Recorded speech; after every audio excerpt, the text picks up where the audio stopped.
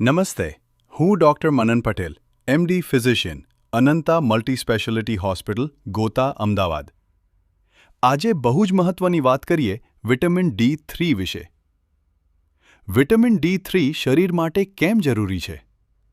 હાડકાં મજબૂત રાખવા માટે, કેલ્શિયમના શોષણ માટે, મસલ્સની તાકાત માટે, ઇમ્યુન સિસ્ટમ સપોર્ટ માટે અને બાળકોમાં વૃદ્ધિ માટે. હવે સૌથી ઉપયોગી વાત, વિટામિન D3ની કમીમાં કયા લક્ષણો દેખાય છે? વારંવાર થાક અને કમજોરી લગાવી, શરીરમાં દુખાવો, ખાસ કરીને કમર અને પગમાં, મસલ્સમાં જકડાશ, હાથ પગ ભારે લાગવા, પગમાં ક્રેમ્પ્સ આવવા, વારંવાર બીમાર પડવું અથવા ઇન્ફેક્શન થવું, વૃદ્ધોમાં વારંવાર પડવાની શક્યતા વધવી. પણ યાદ રાખજો, આ લક્ષણો માત્ર વિટામિન Dની કમીથી જ નથી થતા, એટલે મારે વિટામિન D ઓછું જ હશે એવી ધારણા રાખીને હાઈ ડોઝ ઇન્જેક્શન કે કેપ્સ્યુલ શરૂ ન કરવી. સાચી અને સૌથી સુરક્ષિત રીત?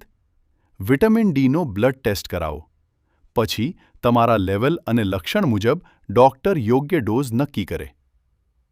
મહત્વની ચેતવણી: વિટામિન D વધારે લેવાથી ટોક્સિસિટી પણ થઈ શકે છે અને ક્યારેક કિડની સ્ટોન અથવા કિડની પર અસર પણ થઈ શકે.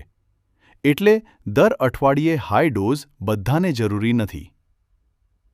પ્રેક્ટિકલ ટિપ્સ: રોજ 15થી 20 મિનિટ સૂર્યપ્રકાશમાં રહેવું. ડાયટમાં દૂધ/દહીં, ઈંડા લઈ શકાય. તમારું સ્વાસ્થ્ય અમારી પ્રાથમિકતા. એથિકલ અને એફોર્ડેબલ સારવાર સાથે. એપોઇન્ટમેન્ટ માટે કોલ કરો 88-660-83-555. Doctor Manan Patel, MD physician.